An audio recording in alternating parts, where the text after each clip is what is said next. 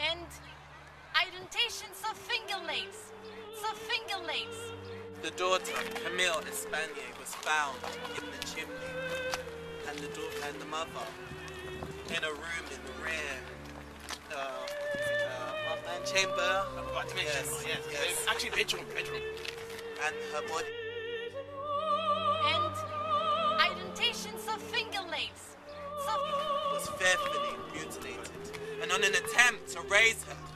And indentations of fingernails. The head fell off. Many people were examined in relation to this horrific affair, such as Pauline Duberg. I knew the family for 3 years, for I've been washing their stuffs. They were really good, really affectionate toward each other. And you know, they were quite weird, they were quite lonely. They never received any visitor. I've never seen someone in their house really affectionate toward each other. And you know, they were quite weird, they were quite lonely. See, this was not a robbery. Why not the bread? Because they left the money, you idiot. Right. They broke down the door, which was locked from the inside, and as a search was made, no one was found but the two corpses. We have reached the point of the end. Right here.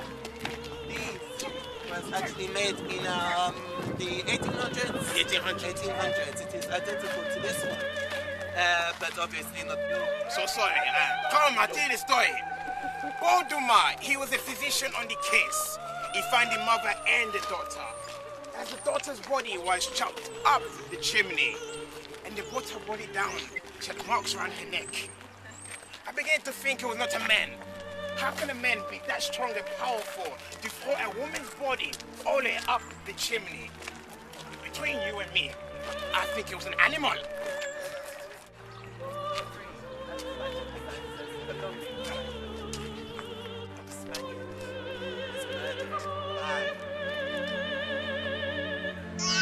An orangutan.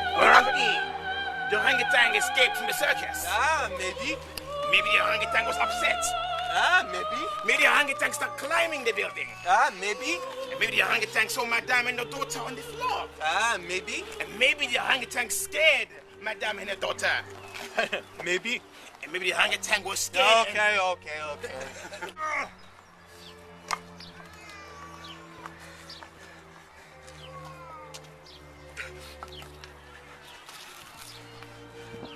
What are you looking at?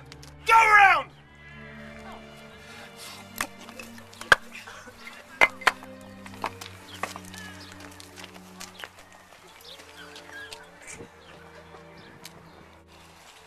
My wedding day was the happiest day of my life. I wasn't the prettiest of girls and my husband wasn't the handsomest of men, but we made a pleasant couple together and we shared a love of animals that we'd had since childhood. For my wedding present, he gave me the most beautiful black cat, and the three of us made a contented and happy family. My little cat followed me everywhere, and when not, she would wend her way in and out of my husband's legs as he did his work as a carpenter. He made me the most beautiful rocking chair where I used to read, and my little cat, she used to drape herself across my shoulders, and I swear if I didn't know better, I'd say she was reading herself.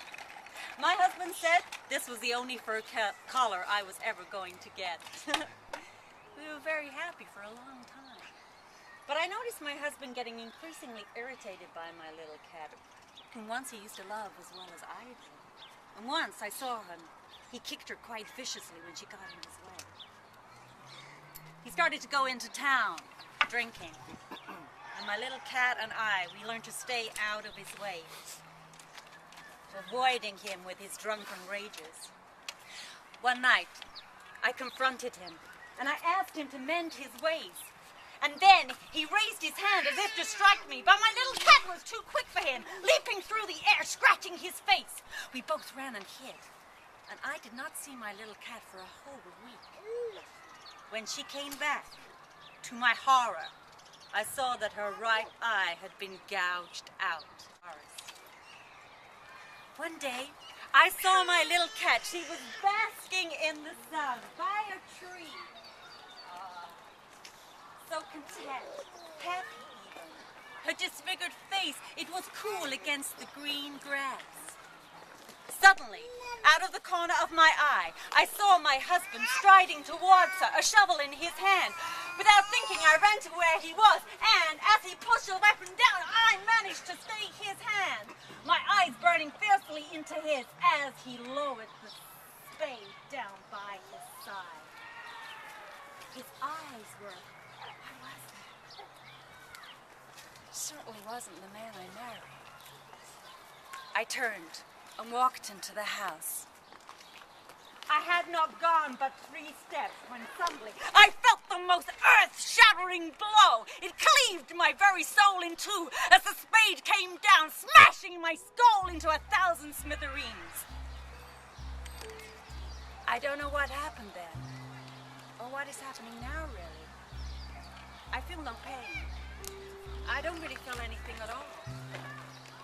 But I know somehow that I am not in the right place. It's strange. I'm neither here nor there. My only comfort is knowing that my little cat is with me. I sense her presence, as if she's laying across my shoulders as she used to do.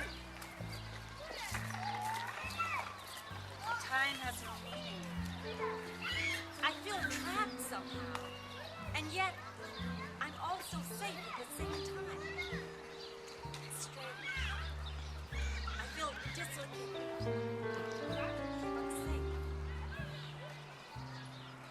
However, I felt my husband, he was in some sort of fervor. His energy, it was manic and unstable. Where was he? I didn't know. And then one day, I heard voices, very faint, as if they were underwater. It was the local police, and they were asking after me where I was. And my husband said I'd run away, which was a downright lie. I wanted to scream, I'm here! I'm here! But there was no voice, there was no means, nothing. My husband said that he'd been working on the house to save himself going mad with grief, that it was a good house, which it was. And then he slapped the walls as if to prove a point, and that was his undoing.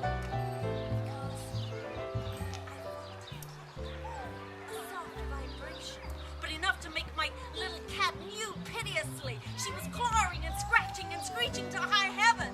Help her, somebody! I wanted to console her, but I didn't know where she was. And then I could hear the voices. They were right inside my head, agonizingly. And then my skin was being ripped off from my body, and my insides were tumbling out as the wall that was my tomb collapsed, and my half-decaying body fell forward to the floor, along with my little black cat, who was now as white as snow from the shock of being walled up alive.